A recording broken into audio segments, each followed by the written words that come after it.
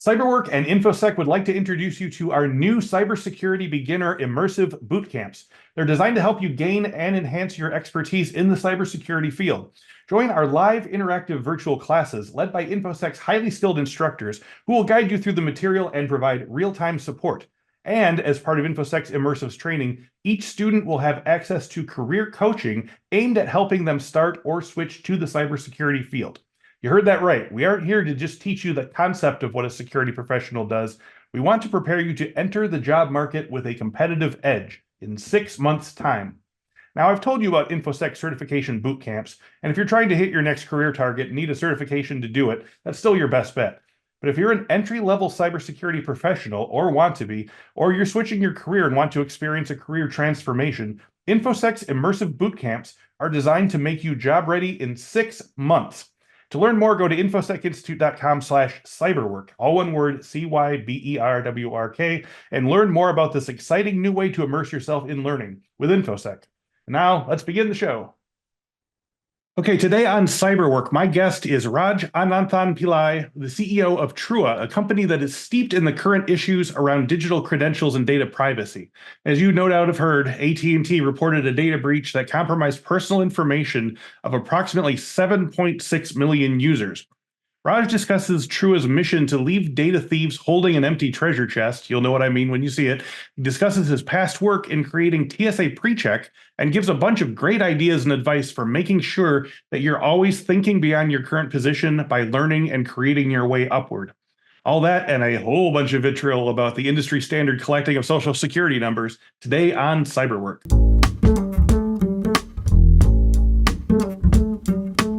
Hello and welcome to this week's episode of the Cyberwork Podcast. My guests are a cross-section of cybersecurity industry thought leaders, and our goal is to help you learn about cybersecurity trends, the way those trends affect the work of InfoSec professionals, and leave you with some tips and advice for breaking in or moving up the ladder in the cybersecurity industry. My guest today, Raj Ananthanpillai, is a passionate entrepreneur and visionary leader with many years of experience building businesses and investing in the future of technological innovation. Raj is the founder and CEO of Trua, a technology company that provides privacy-preserving, reusable, verified digital credentials solutions that assures trust and safety in digital environments, sharing economy, employment, and workforce background training. Prior to founding Trua, Raj spent 13 years as the CEO and majority shareholder of InfoZen, a high-end risk management services company, which was successfully sold to a publicly traded company in 2017. Prior to this, he served as the chief strategy officer of E+, a business process automation and transformative technology solutions company. Raj was also the founder and CEO of NetBalance, a venture capital-backed multi-million-dollar software company, which was successfully sold. Raj worked at AT&T for many years in various technical and management capacities, and we're going to definitely get into that today. Raj holds an MS in engineering physics, an MS in electrical engineering, and holds multiple U.S. patents and has authored 2 books on management of technology and services. So today's topic, we're going to be talking about the AT&T data breach. This is right out of the headlines and is a fairly recent story. And Raj has some very good insights into what happened and what should happen next here. So Raj, thank you so much for joining me today and welcome to Cyberwork. Thank you for having me, Chris. My pleasure. So Raj, to help our listeners get to know you a bit better, I went through some of your accomplishments in the introduction here, but can you tell me about how you first got interested in computers and technology and cybersecurity? Was there an initial spark? Did your family have a computer? Was it at school? What got you excited initially? Well, that's an interesting question. I'm the first one to go to college in my family, so I didn't have any experience or I didn't touch a computer until I was about 22 or 23. Yeah. So, but I've always been at the intersection of business, finance, and technology. Okay. So I'm fortunate to have created many successful companies that led me to where I am today. So before starting Trua, as you mentioned, I was the CEO of InfoZen for over 13 years. We were the developers of reusable credentials like TSA PreCheck. I'm sure most of your listeners might be familiar with, complex risk management solutions. So this experience and work on some complex risk avoidance programs provided me the desire to solve various identity and data related issues that are plaguing the industry today. Yeah, yeah. Now, that's really cool. I'm going to come back to that, but I do want to talk about your professional background, if you don't mind. Mhm. You mentioned it in your intro, and I was reading through some of your LinkedIn experiences profiles. Like, you're definitely someone who's been comfortable and capable in CEO positions for a very long time, and whether it's software development companies, venture capital firms, financial advisory groups, all the way to your current role as CEO of Trua. You have been a CEO for as long as I can see. So can you talk about what draws you to the role of chief executive officer, and if there is what is a commonality that might have linked all of the work you've done in these different types of commercial and sectors? Oh, wow, that's a interesting question. Well, I've been a CEO for 20, 25 plus years, Hmm. though I wasn't necessarily looking for a CEO role anywhere.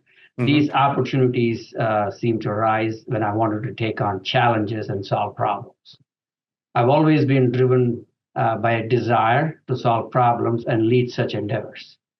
My career actually began at AT&T, where I started as a member of the technical staff. So when I first joined the company, someone told me it would take at least 7 to 8 years before I'd be considered for my first promotion. Wow. So determined to beat those odds, I proactively sought out opportunities to expand my experience and prove I could fast track that timeline. One day, a senior executive stopped by my desk, intrigued by how I was innovative and thinking out of the box. Back in those days, Bell Labs, AT&T, there is a traditional approach to your research, your development and efforts, and so on and so forth. I was always sort of thinking out of the box. And then a few months later, he called me into his office, and I thought he was going to fire me. But he actually said, I'm going to recommend you for my promotion. That was just about 3.5 years after I joined the company, to a different division, though. So then I would manage others and work to create a new system to solve a major global problem that AT&T was facing when they bought parts of Western Union, and they were trying to consolidate the business. So within a few months after sort of working on that system, the press was very interested in interviewing me about my processes and how I got done such a massive project in less than a year. That was unheard of at AT&T. So I read a book about it and how to solve complex problems. It's to have that focus and the desire to succeed all the time. So instead of waiting for my next promotion at AT&T, I transitioned to a smaller company to take on bigger management and technology challenges. Right. Okay. This began a pattern of scaling down in company size and eventually starting my own companies. Yeah. By proactively seeking out opportunities to innovate and demonstrate my capabilities, I was able to fast track my career progression and eventually become a CEO. Yeah, no, that's very interesting. There's something to be said for, if you're in too big of a company, you only have so much headway that you can do, and so if you start working at a more business manageable scale, you can rise higher and faster. Now, I wanted to ask you about. You said that you were in a position that you didn't feel had a lot of. It wasn't moving for you fast enough, and so you thought of some new ways to sort of get yourself noticed, to try some out of the box things. Can you talk a little bit about some of the projects that you were undertaking, and were these kind of on the side of what you were already doing at work? Were these kind of like night projects? Like what were you doing to sort of fast track yourself in that way? Well, I had a systemic approach to everything, right? Hmm. If you're referring to my times at AT&T, Yes. because AT&T had a method, so everybody was following that method. I was sort of a rebel, and I would go around different processes and sort of test it out. Because over there, if you recall back then, every development was sort of a methodical, water flow approach. And I had thought about agile development, quote unquote, back then when nobody knew how to spell agile. So Right. I was doing some of those kinds of stuff, quickly testing out something and working with other people who are developing. Hey, can you code this for me? Come up with a requirement, and so on and so forth. And that's how I started getting more what I call entrenched with the problem-solving capability. Yeah. Now, do you think you could sort of summarize this impulse of yours? You said you're very systematic in your thinking. I mean, for someone who's just getting started and is looking to, as you say, rise faster and sort of move out of a stagnant position, like what would you say is like the first step to sort of thinking like this and sort of moving beyond where you are and engaging in this kind of out of the box thinking? You have to have a purpose in life, right? What is it Yeah. that you're trying to achieve? Not just, as I said about the CEO thing, right? It's not the title that I was going after. It's what you Right. do when you're the CEO, right? Mhm. Sometimes when you are your own boss, you can dictate how things are done. And yes, you want to bring along other people with you, but at the same time, you are the visionary. You are the one that is providing the purpose for the organization, right? And say, hey, we want to solve this problem because we see this problem without any solution. It's rudderless. People are doing the same thing over and over again without any results. So if you think about it, right, most big companies are very compartmentalized. They are serialized and compartmentalized. So nobody wants to go out of those boxes and say, hey, why are we doing that way? Right? Yeah. It's the age-old question, everything, and then keep going to that. Yeah, big companies like that are like a gigantic machine. Everyone's afraid of, like, if you change out one cog or one flywheel, you're gonna like it's gonna just break everything apart. So it's better because to just they're afraid, right? They're afraid. Right. And so the first thing I always tell people is be secure with yourself, right? Hmm. And you can, if you work hard and try hard, this is the best country in the world, right? If you work hard and do the best you can, you'll always succeed. Yeah. As an immigrant, that's what I learned, right? Amazing, inspiring. I love it. Now, to that end, I want to ask you about founding Trua, your company that has developed a patented full spectrum enterprise insider threat and trust screening solution. Now, you'd been sort of working towards this with InfoZen and so forth, but what was it like starting this company, and were there any unexpected challenges along the way? Well, I'll tell you a little bit about how we got to, right? So trust is the most powerful and sought after currency in society today. For sure. Right?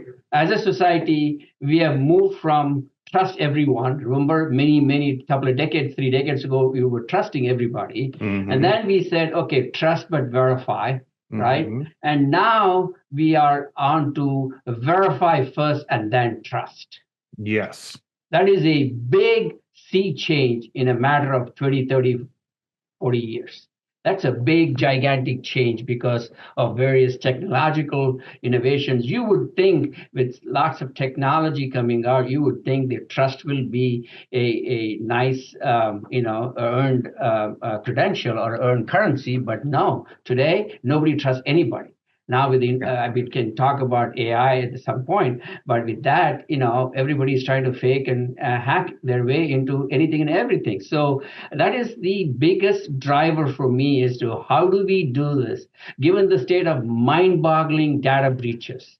Yeah. And for us, the major trigger was there was a major credit bureau data breach a few years ago, wherein 150 million consumers' personal sensitive data was exposed, right? And we set out to disrupt that current paradigm of collecting sensitive personal information all the time to make decisions, whether it's employment, credit, benefit, services, or any combination thereof. So the first thing is, what's your social? What's your date of birth? What's your, they start gobbling up all of that personal sensitive information.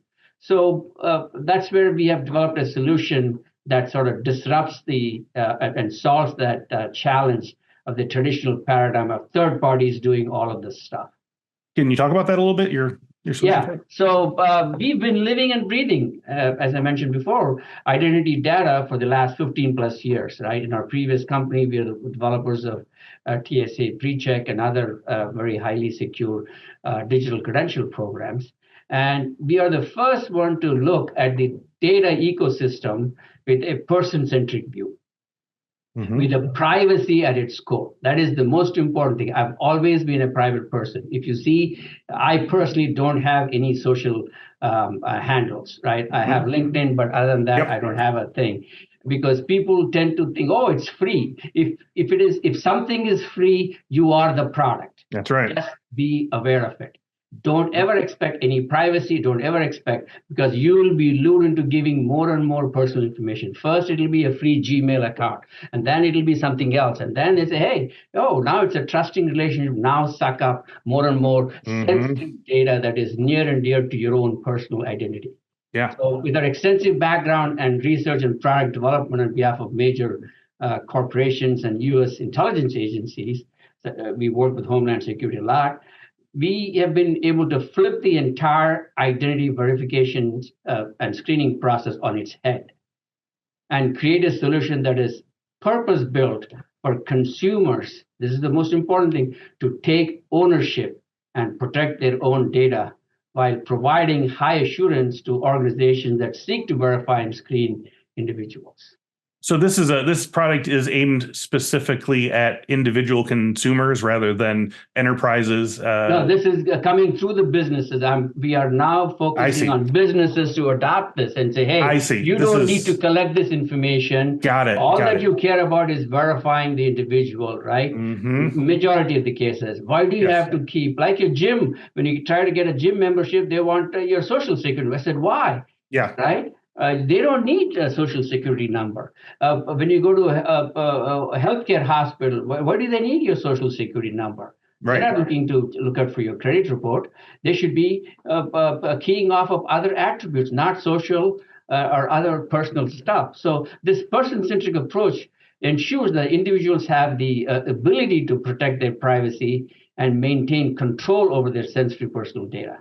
So I get the sense that I've heard this a little bit before, that this is an attempt to sort of break out of the security question method of verification. Is that right? It's like they want your social security so that they can say, what are the last four of your social security, or, so that they, which is, it is starting to feel like the Stone Ages in terms of verification at this point. Oh, yeah. That verification industry is still, it's called KBA, knowledge-based authentication. Exactly. Hey, what color was your car in 1995? Where do you live? And, first teacher. Those are all, that data is already in the public domain. When all these big breaches happen, all that information is already in the public domain. You can mimic and create a synthetic ID. So we need to start moving towards facial. That's the key thing. Genuine presence, facial. We can talk about it at some point. But that is the way it is going to be. The implication of this innovation, where you carry your own credential. Once you get it verified once, and then all that the business is interested in is they need to verify that you are who you say you are. Right? That could be or, hey, I've verified his social security number. I've verified the date of birth. I've verified the residence history or the current address. But they didn't need to know what that is. They just need to know that it has been verified. And by the way, here's your liveness detection or live picture of yourself, right? Yeah. So because the only thing you can have is the only form of real world identity is some form of government issued ID. That's what everybody takes. That's what everybody starts off with. And now people have started scamming that, and you have fake IDs and so on and so forth. So you need to get all of that started out upfront once, and then reuse it over and over again without ever giving out your personal information, like social or date of birth. Yeah, and I think that serves kind of a double purpose in that a lot of these places are holding or collecting sensitive data like this under the auspices of, well, we need to be able to verify it's you. But once you take that completely off the table, then they might well have been storing it for other uses, other types of analytics, other types of... It is tempting, right? It is tempting, even if they don't have any nefarious thing, but they have to store it, right? So what you have done is now you have stored 1 million people's identity in one database, and it's easy for hackers to do it. But if you flip it, now, those 1 million people have their own data stored in their own device, right? And hackers have to attempt 1 million times to get one. Whereas the traditional method, they have to just go to the company and, hey, I'm going to attack this big gym that has a lot of treasure trove information. Exactly. Right? So you are flipping it, distributing that information. If you think about it, Social Security number was designed for predominantly 3 things early on. Right, wages for taxes, right? You have to file your taxes, the social, and then government benefits, and then employment or employment wages, right? Those are the only 3 things. But look at it. Every Tom, Dick, and Harry now wants SSN. Yep. Why? Credit ratings, and they have the everything. burden because Yeah. that's the current mindset. You have to really question that status quo. Yeah. Well, speaking of treasure troves up for up for the taking, we're going to talk about a recent story here. Our topic today is AT&T's recent report and disclosure of a data breach that happened to them. They determined and announced that, quote, AT&T data-specific fields were contained in a data set released on the dark web approximately 2 weeks ago. According to their disclosure, quote, the data set appears to be from 2019 or earlier, impacting approximately 7.6 million current AT&T account holders and approximately 65.4 million former account holders. So how much do we know about this data breach? If we're looking at just their release, it seems like they're talking about a robust investigation without naming names or identifying ports of entry. But what is your best understanding of how these data sets made it to the dark web? So based on the available information, right? I don't have anything inside information. It appears that the AT&T data breach is still an investigation by the company. The specific language used in their public statements is quite curious and raised some questions for me. Okay.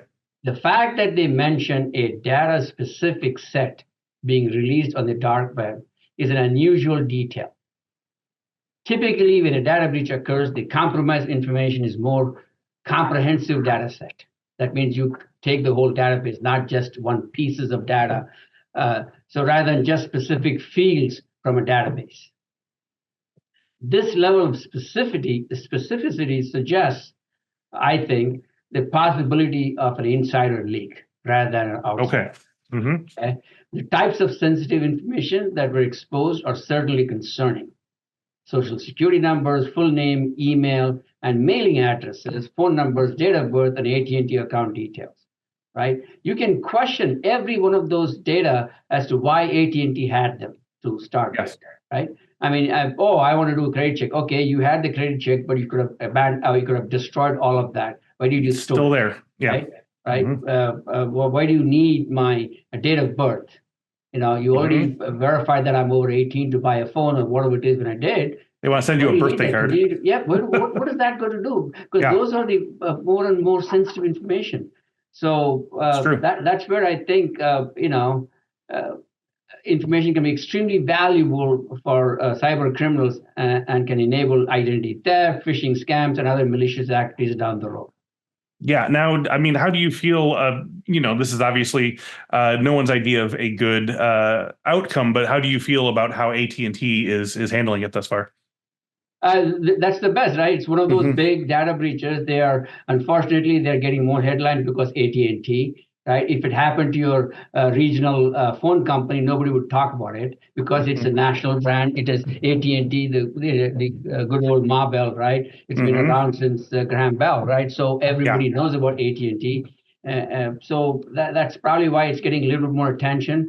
But the unusual nature of the breach with only certain data fields being compromised is certainly a head scratcher for me.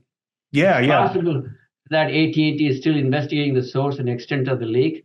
But their statements are very vague and specific at the same time, which is kind of concerning.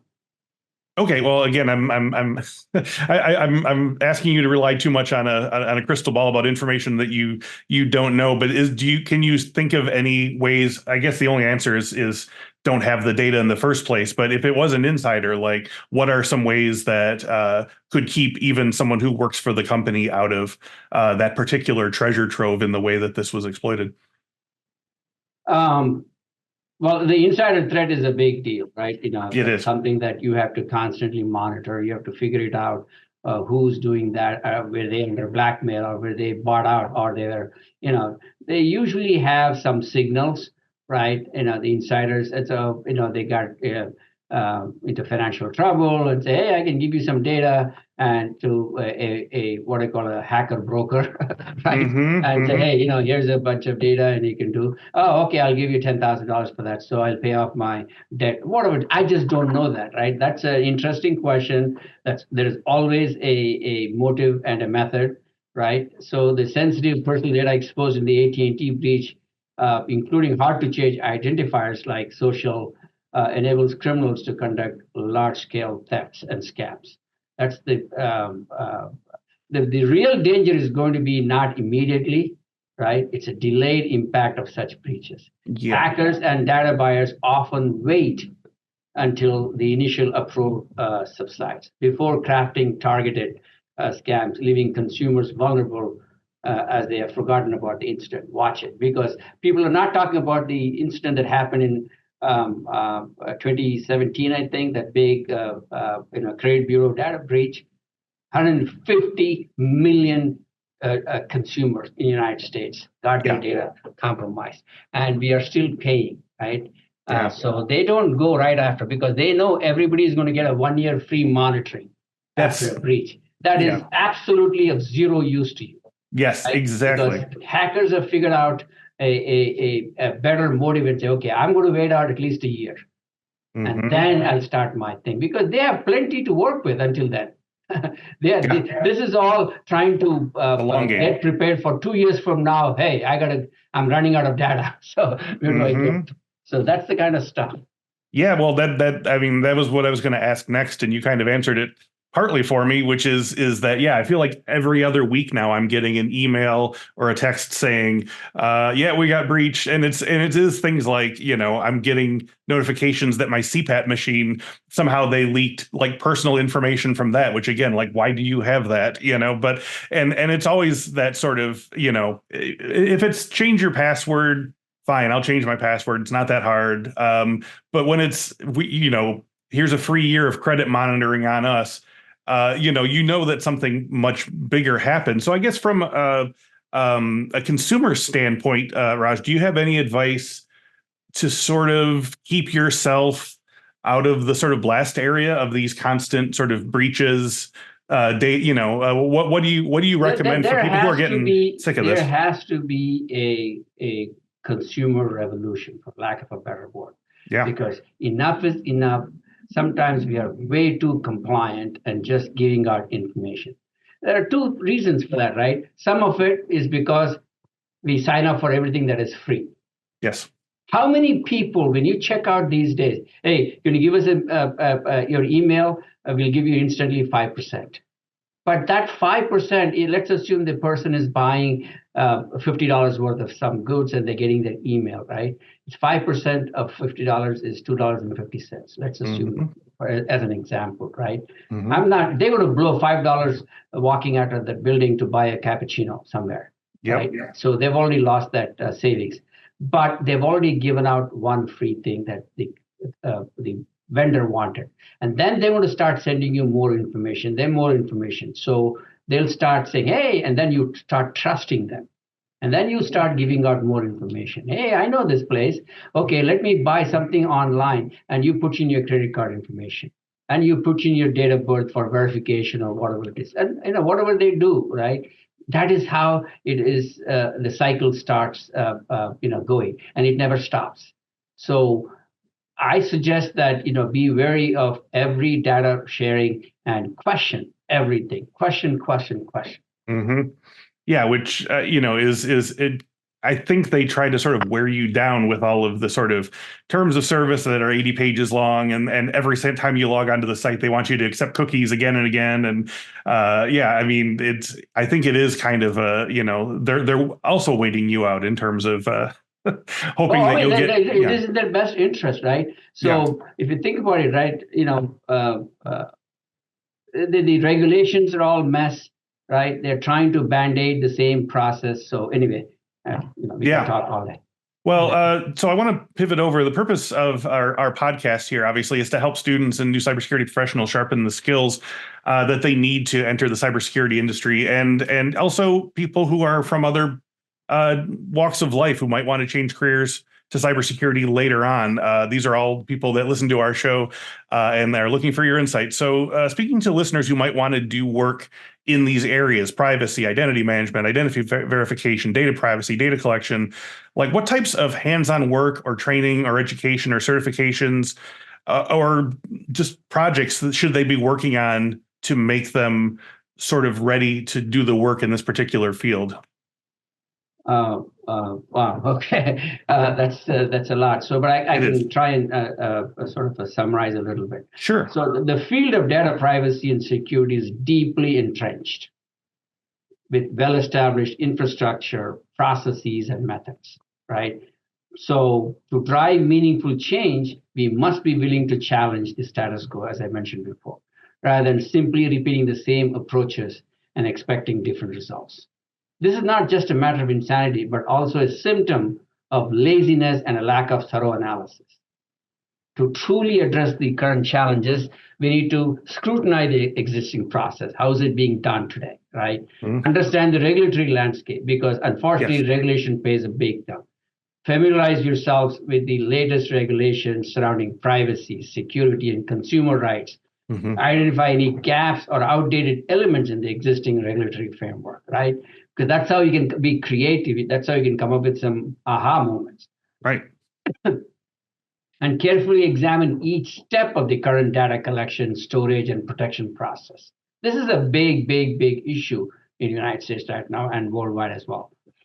Question the rationale and assumption behind these long-standing methods, right?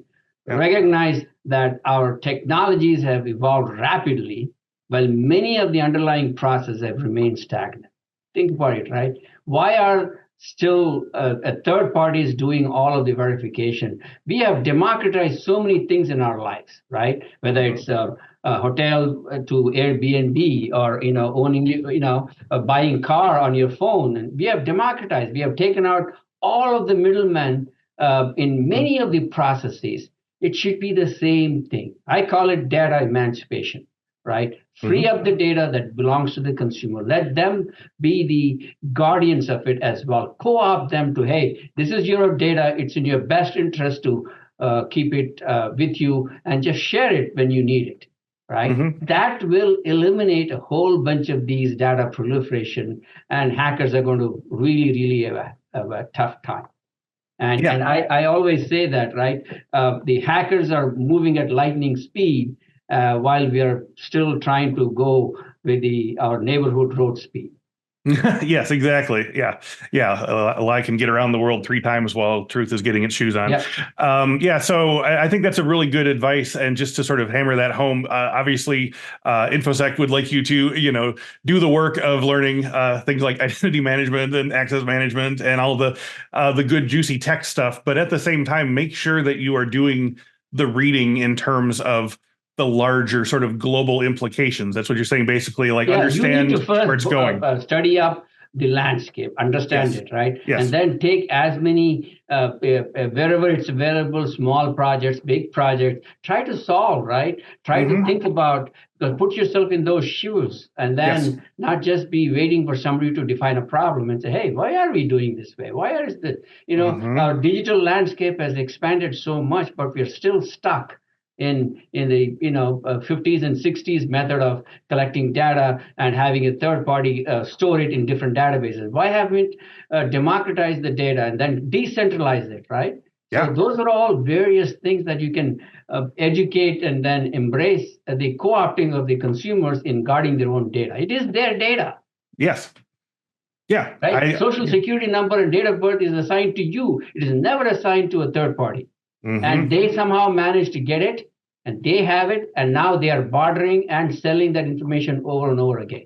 Yeah, absolutely. And I think that's really great advice. Yeah, absolutely. Yep. And we have other things, right? We don't go to every time you want to drive, you don't go to drive a DMV to buy a license, right? Right. You got it once, you drive it. Same thing with TSA PreCheck. You don't, once you get it, reuse it as long as it is current and active and, always live. That's all it matters. So why haven't we applied that to identity verification? Because that's where most of the people collect that personal information, store it, and then for no reason, it gets compromised. Yeah, I think some of those project ideas are really good. And I think also the idea of no matter how early you are into the game and you're in your learning, to not be afraid to take big swings in terms of trying to solve big problems. I think, companies or employers are not going to care if you solve the problem of identity. Obviously, you're not going to if you've been doing this for 2 years, but they want to see that you are sort of looking at these problems and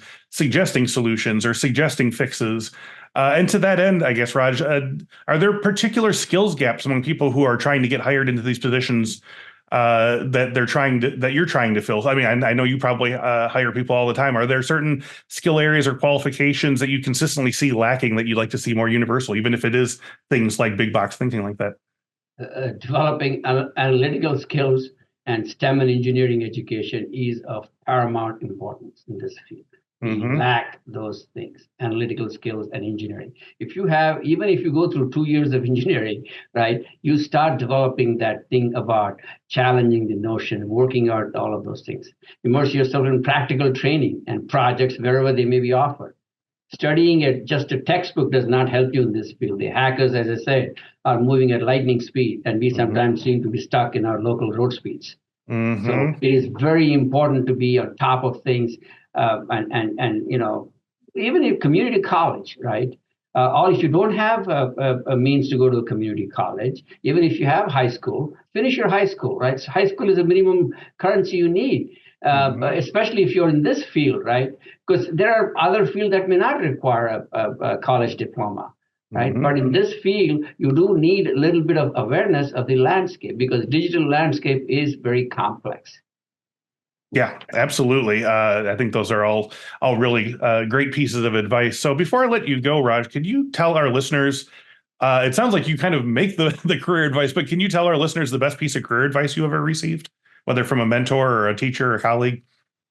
That's a good one. So a professor that I really liked many years ago, I was bidding goodbye as I was graduating.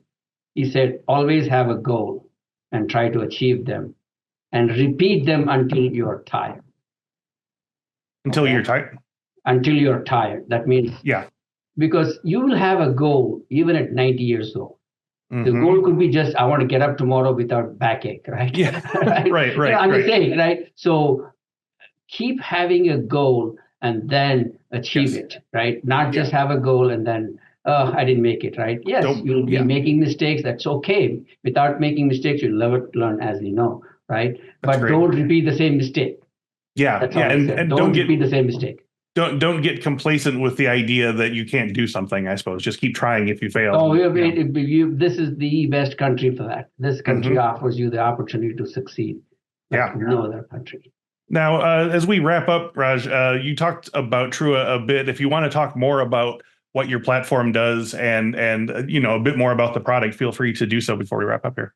Okay. So thank you for that. Trua's reusable, fully verified digital credential, right, eliminates fundamental risks posed by individuals repeatedly providing sensitive personal information. This reusable verified credential natively safeguards individuals' private information, thus reducing the risk of data breaches for organizations and consumers' identity theft. Trua's technology ensures a high level of assurance and security in interaction across various digital channels and modes, while saving organizations billions of dollars because they don't have to collect, store, and guard and have cyber insurance, all kinds of stuff that you're paying. They have to pay out settlements all the time. Right. Litigation, compliance, think about it. All of those things you can minimize drastically. Yeah, moving towards having an empty treasure chest here. Because the hackers can come in, they have nothing there. Right? It's all in the people's hands. Yeah, absolutely. It's happened in the moment, and that's it. On demand, getting it and then verify. That's it. You don't store anything. You don't keep anything. Great. One last question here. If our listeners want to learn more about you, Raj, or especially about Trua, I mean, you said you're on LinkedIn, but where should they look online for Trua? Obviously, I'm in LinkedIn. For Trua is also Trua. And then truame.com is our website. There's plenty of information. Go under resources. I've written a lot extensively about various facets of society, and whether it's the dating side, how the dating is legit, and or hiring somebody to come and work in your house. How do you know all of those things, right? So without collecting personal information, how do you accomplish the need for verification or security screening? And that's what I talk extensively. Twitter is at Trua_me. Facebook is Trua me. Instagram is hashtag Trua Score. LinkedIn is Trua, and Medium. We also have a Medium where we have a lot of articles there at Trua. Okay, and Trua is spelled Trua, correct? Trua, Trua. And our website is TruaMe, TruaMe.com. Fabulous. All right. Well, thank you so much for joining me today, Raj. This was incredibly informative and a lot of fun. Thank you, Chris, for having me. And thank you to everyone who watches and listens and writes into the podcast with feedback. If you have any topics you'd like us to cover or guests you'd like to see on the show, just put them in the comments below. We are trying to get through them as best we can. But before we go, don't forget infosecinstitute.com/free, where you can get a whole bunch of free and exclusive stuff for CyberWork listeners.